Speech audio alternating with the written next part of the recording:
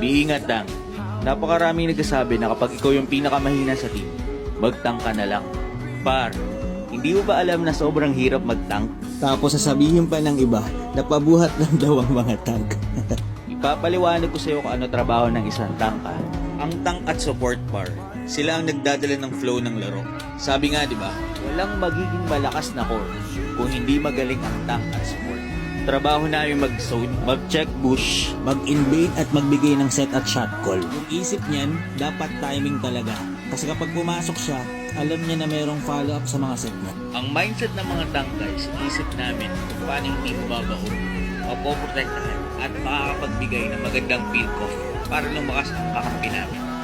Kaya naman par, Kung may kakampi ka na tank, na alam mong ginagawa ang lahat para ipanalo ang laro, ito yung pinakamagandang gawin mo para hindi mawala ng gana yung tank sa'yo. Pag nag-i-invade siya, respuhan nyo kapag hinahabol siya ng mga kalaban. Mag-follow up ka lagi sa mga set at pick-off niya. At wag na wag nyong sisihin kapag meron siyang mga maling set. Kasi par, sa tagal-tagal ko na nagtatank, sobrang hirap kapag ginagawa mo na yung lahat tapos dahil lang sa isang maling set mo ay sisisihin ka na.